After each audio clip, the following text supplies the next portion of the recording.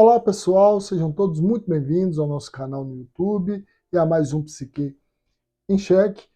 No vídeo de hoje eu gostaria de abordar o conceito de inteligência emocional e algumas controvérsias que podem aparecer nesse conceito quando nós olhamos pela proposta que a psicanálise nos oferece.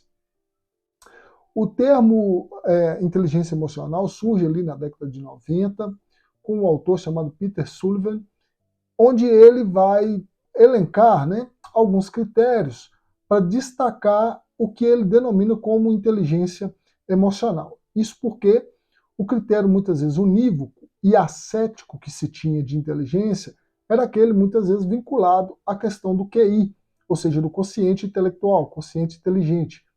Logo, esse autor em especial e alguns outros, mas especialmente o Peter, vai olhar para esse campo, que é a inteligência, e destacar que dentro do campo das emoções também se pode vincular a concepção de inteligência, que antes, muitas vezes, era vinculada apenas ao campo da racionalidade e excluindo por completo a questão das emoções. Dessa forma, esse conceito começa então a surgir aí em alguns artigos, em alguns trabalhos desse autor e de alguns outros, mas em 1995, um autor especial, um psicólogo de Harvard chamado Daniel Goleman, lança uma obra que vai popularizar então o termo inteligência emocional. E ele vai e lança esse livro, que recebe o mesmo nome, e a partir daqui se torna então um debate, vamos assim dizer, mais ampliado do ponto de vista do mundo. E quando esse termo, esse autor Daniel Goleman, quando se vai avaliar essa obra, esse texto do Daniel Goleman, a partir dos pressupostos da psicanálise nós vamos encontrar algumas controvérsias. Por quê?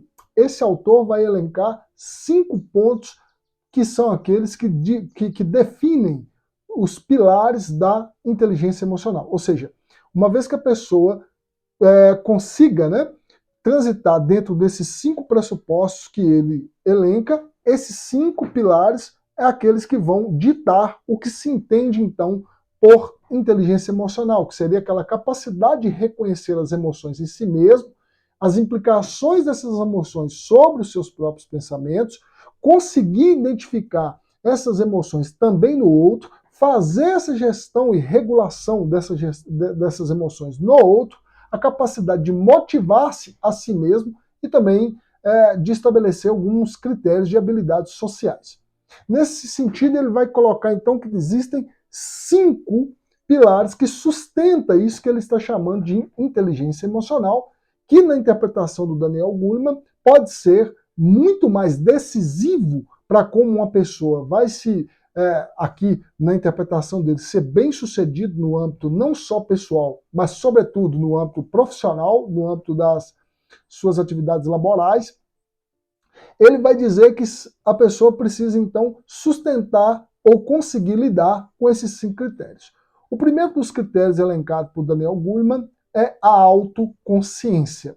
Então, a autoconsciência é um primeiro ponto que aqui a pessoa precisa ter ciência do que está acontecendo com ela, ou seja, ter autoconsciência das suas próprias emoções e de como elas estão manifestando em si, para que ela então consiga dominar melhor o campo da inteligência emocional. Aqui surge uma primeira controvérsia quando nós analisamos pelos olhos ou pelas lentes da psicanálise. Isso pelo fato de que vamos recordar do que o Freud nos diz no texto do Infamiliar, onde o Freud sustenta que surge um tipo de percepção nas pessoas que muitas vezes lhe soa estranha e, sobretudo, que lhe causa horror, que lhe causa medo, espanto frente àquilo que ela constatou ali, em alguma medida percebeu. Nisso, o que quer dizer aqui? Que não é possível, do ponto de vista da psicanálise, ter total e plena ciência do que se passa dentro da psique da pessoa. A pessoa não tem toda a dimensão daquilo que é a sua psique, pelo simples fato de que a maior parte da sua psique não se reduz ao campo da consciência. Isso porque na primeira tópica o Freud destacou lá, né, o inconsciente, o pré-consciente e o consciente. Na segunda tópica, id, eu, supereu, ou id, ego, superego, na linguagem latina. E o Freud vai destacar que a instância que vai produzir os maiores impulsos sobre aquilo que percebemos do nosso próprio pensamento, bem como sobre as nossas próprias ações, não é a instância consciente, como eu disse na primeira tópica, mas sim aquilo que advém a partir dos impulsos do inconsciente. Então aqui temos um primeiro problema. A primeira controvérsia é que não é possível ter total ciência do que se passa em nós. Portanto, que ele vai trabalhando num texto chamado O Infamiliar, que é aquilo que nos é estranho quando aparece, quando nós o percebemos, nos causa um certo espanto, um certo horror. Né? Então, muitas vezes, quando as pessoas se deparam com isso, com aquilo que é tão íntimo delas que elas não faziam ideia de que era, ela causa espanto. Na clínica isso é muito comum. A pessoa está dizendo de algo e ela simplesmente se espanta e tem um horror de determinado aspecto e que muitas vezes ela identifica mais de forma projetiva, ou seja, em outra pessoa, quando aquilo é espelhado para ela, que ela se vê naquele comportamento, naquela atitude, naquela fala. Aparece muito no campo simbólico, né? No campo da linguagem. Ela percebe que aquilo que foi dito toca em alguma parte dela e ela então se horroriza diante daquilo. Então a primeira controvérsia é que a autoconsciência pressupõe uma dimensão muito grande do que se passa dentro da psique humana, o que do ponto de vista da psicanálise não é tão apreensível assim. Um segundo pilar da inteligência emocional, segundo Daniel Goleman, é a autorregulação, ou seja, a partir do momento em que eu consigo identificar as minhas emoções, eu então vou regulá-las, eu mesmo vou então controlá-las.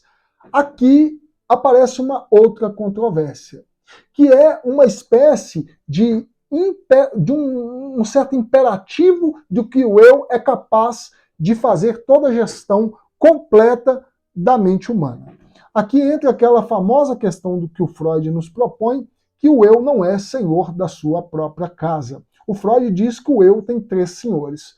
O primeiro senhor é o inconsciente, é o id, que impera com seus muitos impulsos sobre o eu, querendo que o eu o atenda. Um segundo senhor do eu é a instância que o Freud denominou de supereu, o superego. Ele é aquele que fica tentando...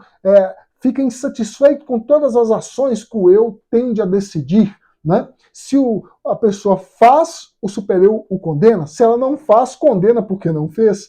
Então, o supereu é um outro senhor que exige muito do eu. E um terceiro senhor, segundo Freud, é o mundo externo. O mundo externo exige que o eu atenda às suas expectativas e aí o eu fica naquela de mediar. Então, supereu, id e mundo externo. E isso muitas vezes produz o quê? Angústia, produz o quê? Sintoma. Né?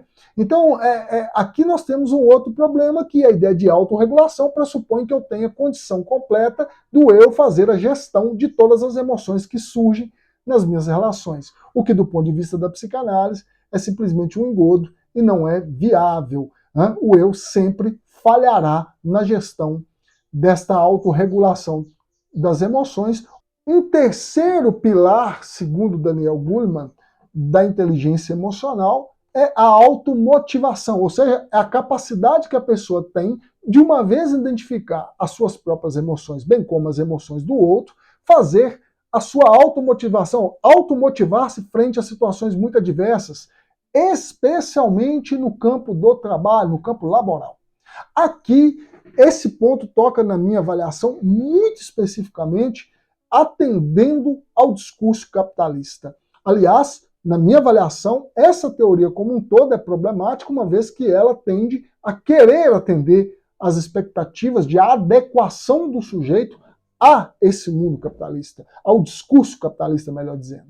Mas, especificamente, esse de automotivar-se coloca a pessoa como se ela é única e exclusivamente responsável por todas as questões que envolve ela se desmotivar ou não estar tão empenhada em determinada atividade, em determinada ação.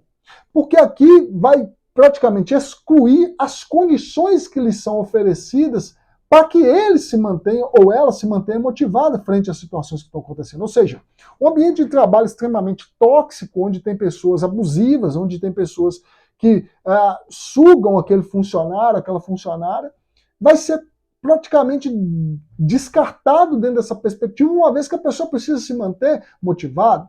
As questões estruturais em torno da economia política, por exemplo, do campo econômico estrutural que baseia as relações de troca na sociedade, as questões bases salariais que são postas ao trabalhador muitas vezes, as condições de trabalho que aparecem em alguns contextos, o ambiente de trabalho como um todo é totalmente desqualificado e tirado do contexto aqui para que a pessoa consiga se manter motivada frente a situações muito adversas, se não dizer muito adoecedoras. Aqui, o discurso capitalista, na minha avaliação, ele vai imperar. Eu estive escrevendo um artigo há pouco tempo, que foi publicado, onde a gente discursou um pouco sobre a questão da angústia e do gozo, de como que a pessoa fica muitas vezes entre um e outro, onde só resta essa pessoa manifestar ali nas suas relações o gozo, como eu vou abordar em um outro ponto aqui desses pilares, né, da inteligência emocional, segundo o Daniel Goleman, onde o discurso capitalista visa apenas endereçar objetos, ou os gadgets, como disse Lacan, para a pessoa na busca de tamponação, né, do seu vazio, da sua falta constitutiva, e aqui a pessoa vai agora ter que se motivar frente ao que o discurso capitalista lhe oferece, frente à precariedade de ambiente de trabalho, das relações de trabalho, dos contextos estruturais, socioestruturais da onde a pessoa vive. Isso vai ser completamente descartado e eliminado, porque a pessoa agora precisa manter-se o tempo inteiro automotivada. Veja bem, a nomenclatura é automotivar-se, ou seja, o mundo externo pouca implicação vai ter frente àquilo que você tem que entregar a ele, que é automotivar-se. Um quarto pilar dessa inteligência emocional, segundo Goleman, é a empatia, ou seja, é a condição de identificar as emoções dos outros e colocar-se no lugar do outro frente às suas emoções, frente às suas manifestações emotivas.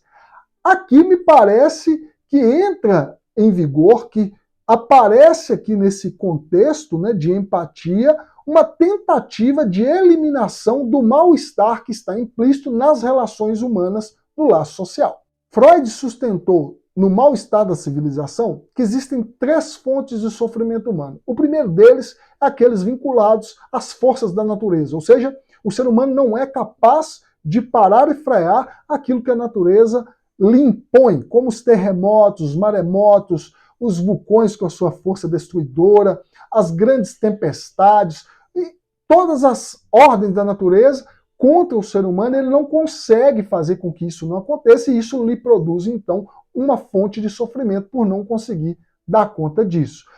Muitas vezes o contexto religioso auxilia as pessoas na tentativa de equalizar justamente essas fontes de sofrimento humano, né? Dentre as quais as forças da natureza, a qual são as atribuídas à divindade ou às divindades, a depender de onde a pessoa se encontra.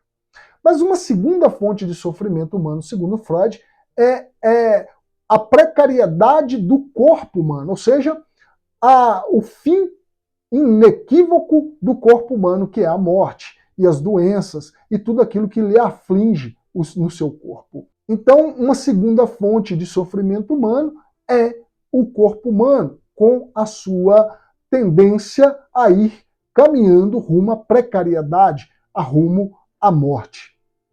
Mas uma terceira fonte do sofrimento humano, segundo Sigmund Freud, é a incapacidade de regulação total da relação da pessoa com o Estado, no caso, na figura da política, as suas instituições, também com as instituições das mais diversas no campo social e, em especial, com as outras pessoas.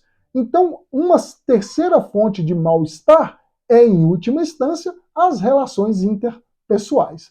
Então, quando eu tenho que ter o tempo inteiro e sou convidado a ter o tempo inteiro empatia, muitas vezes vai se tentar aqui excluir por completo o campo do mal-estar que existem nas relações. As relações não são sempre da melhor maneira possível como eu quero. Geralmente vai ter elementos ali numa relação interpessoal, especialmente no campo do trabalho, que vão produzir mal-estar em mim e vice-versa. Também eu irei produzir mal-estar no outro. Isso em todos os aspectos da vida, sobretudo, como eu já disse, no campo do trabalho. Então, há aqui, aparentemente, com a ideia de empatia, como se eu tenho que o tempo inteiro identificar as minhas emoções, as emoções dos outros, e ter empatia com o outro o tempo inteiro, como se fosse possível uma espécie de recalque discursivo, onde eu tiro dessa equação o meu mal-estar frente ao que o outro muitas vezes está fazendo comigo. Porque ter empatia, eu devo o tempo inteiro considerar, me colocar no lugar do outro, mesmo quando o outro está tentando me subjugar, mesmo quando o outro está me adoecendo, mesmo quando o outro está me explorando no contexto de trabalho, como é o caso da grande gama e maioria dos espaços de trabalho, onde há implicitamente na lógica uma exploração inequívoca ali. Então, me parece aqui que há uma tentativa de expurgação do mal-estar, como se eu tenho que o tempo inteiro considerar o que o outro está passando, bem como o que eu estou passando, mas ao mesmo tempo ter que regular mediar de forma a regular esse mal-estar que existe entre nós. E por fim, o quinto pilar proposto por Daniel Goleman é habilidades sociais, ou seja, eu tenho que o tempo inteiro me preocupar em ter habilidades para mediar as situações com o outro no laço social. Aqui entra mais uma vez, eu resgato esse meu artigo, vou deixar o link dele aqui na descrição, quem quiser ler o artigo na íntegra.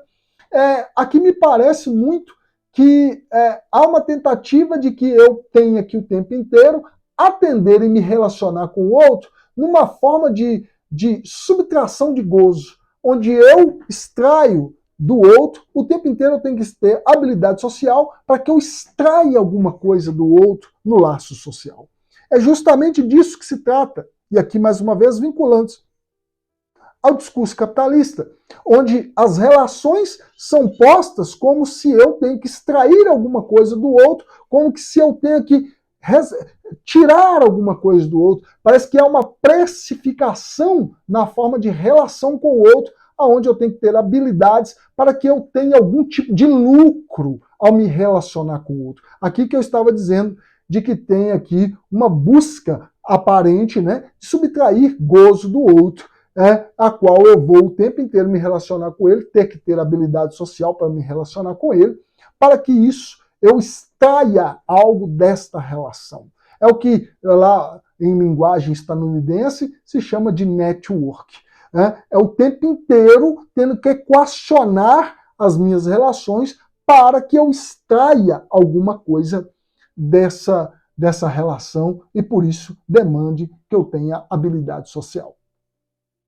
E por fim, ao pegar a teoria como um todo, aparentemente o que está em voga é uma tentativa de equalizar todas as pessoas a ter uma forma universal de manifestação das suas emoções, bem como na forma de lidar com as suas emoções. Aqui, na minha avaliação, é um problema crasso quando nós olhamos para a psicanálise, que a psicanálise pressupõe a radicalidade absoluta da singularidade do desejo do sujeito. Ou seja, cada qual manifesta à sua maneira, a seus moldes, a sua emoção e como lidar com a sua emoção. Isso que eu disse agora por fim não elimina o fato de que seja razoável que a gente socialize minimamente com as pessoas dentro do que é possível para cada um de nós.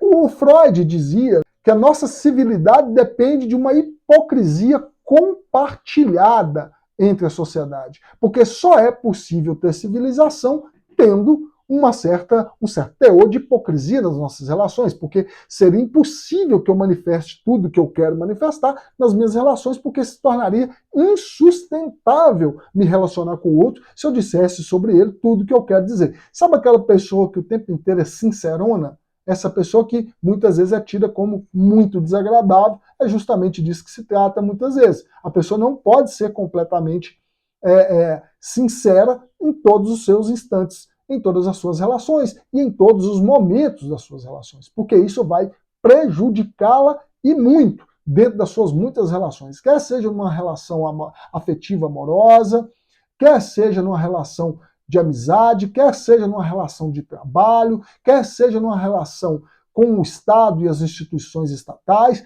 Isso não é possível que a pessoa consiga manifestar o tempo inteiro a sua sinceridade. Então, há aqui um pouco, e aqui está a questão do mal-estar, segundo Freud, de mal-estar nessa questão, porque eu tenho que, muitas vezes, abdicar dos meus desejos frente a algumas situações específicas para que haja civilização possível, para que haja laço social possível, para ficar na nomenclatura de Jacques Lacan na teoria dos discursos.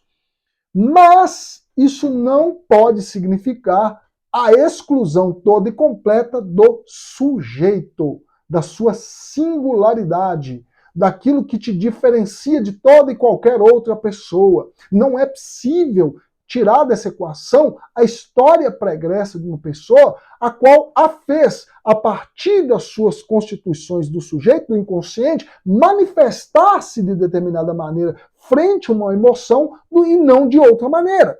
Ou seja, uma pessoa com ódio, ela manifesta o seu ódio de uma forma, outra pessoa de outro, outro se contém mais. Uma pessoa que deseja amar e manifestar esse amor ao outro, ele manifesta de um jeito. Uma pessoa que tem medo de determinada situação, ele manifesta o seu medo de um jeito. Uma pessoa que tem nojo de uma determinada circunstância, ele vai manifestar o seu nojo de uma determinada maneira, o outro de outra. A gente não pode tentar, talvez, fazer uma universalização das maneiras de como os afetos e as emoções vão se manifestar em todas as pessoas. Isso simplesmente não é viável. Isso é insustentável. E, na minha avaliação, isso a longo prazo é adoecedor.